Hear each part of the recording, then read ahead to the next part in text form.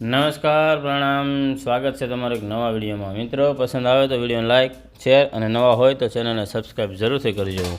શ્રીમદ દેવી ભાગવત। વૃત્રાસુર દ્વારા યુદ્ધમાં ઇન્દ્રની હાર।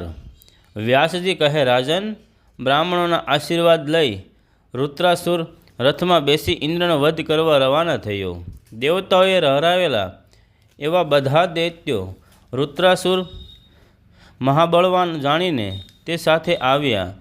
તે બધાને જોઈને ઇન્દ્રના ગુપ્તચરોએ અત્યંત ત્વરાથી ઇન્દ્ર પાસે જઈને આ સમાચાર ઇન્દ્રને આપ્યા।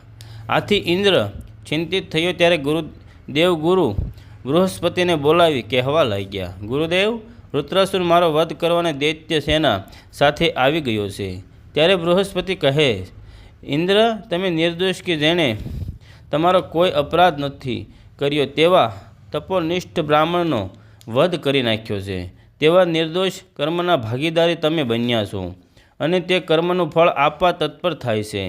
તે ત્યારે તેને ભોગવ્યા વગર છૂટકો જ નથી। હે ઇન્દ્ર, એટલે તમારા પાપની ફળ તમારી સામે આવી ઊભી રહ્યું છે। ત્વષ્ટા મુનિનો પ્રેરાયેલો એ પ્રચંડ મહાપ્રતાપ બળવાન દૈત્ય જગત આખાનો સંહાર કરવાની ઈચ્છાથી આવી રહ્યો છે અને તેનું મૃત્યુ કોઈનાથી થઈ શકે તેમ નથી। બૃહસ્પતિનું કહેવું સાંભળી ઇન્દ્ર સહિત તમામ દેવતાઓ ધ્રુજી ગયા, હાહાકાર મચી ગયો। તેમ છતાં ઇન્દ્રએ વસુઓ, ઇન્દ્રો, અશ્વિની કુમારો, આદિત્યો તથા બીજા અનેક દેવતાઓને પોતાના શક્તિયા યુદ્ધો લઈ બોલાવ્યા। ત્યાર પછી ઐરાવત હાથી ઉપર સવાર થઈ ઇન્દ્ર પોતે દેવસેના લઈને નીકળી પડ્યો।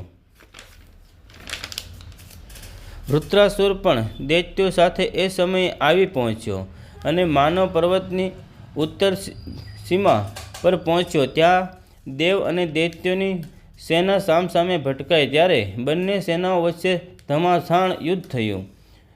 ઇન્દ્રની સામે વૃત્રાસુર આવ્યો તે બંને વચ્ચે ભયાનક યુદ્ધ થવા લાગ્યું અને મનુષ્યોના 100 વર્ષો સુધી યુદ્ધ ચાલ્યું। વાયુગણ, અગ્નિ, યમ, ઇન્દ્ર, વૃત્રાસુર પરાસ્ત થઈ ગયા અને યુદ્ધભૂમિ છોડી ભાગ્યા। ત્યારે વૃત્રાસુર પોતાના પિતા ત્વષ્ટા પાસે ગયા અને પ્રણામ કરી કહેવા લાગ્યા, પિતાશ્રી, મેં આપનું કાર્ય સિદ્ધ કર્યું છે। તમામ દેવતાઓ ઇન્દ્ર સહિત મારા તપ અને મારા પરાક્રમથી ત્રસ્ત થઈ ભયયામતા યુદ્ધ ભૂમિ છોડી ભાગી ગયા।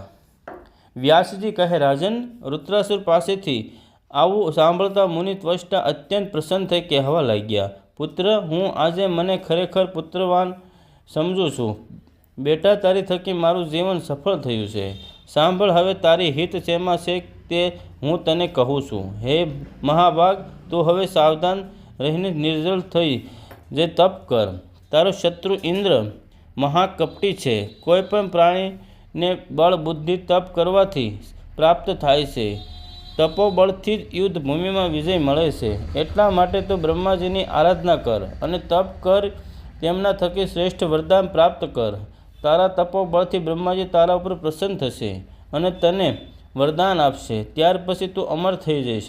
ઇન્દ્ર જેવા પાપી કપટી યુદ્ધમાં પરાસ્ત કરી દેજે, ત્યારે હું અત્યંત સુખી પામીશ।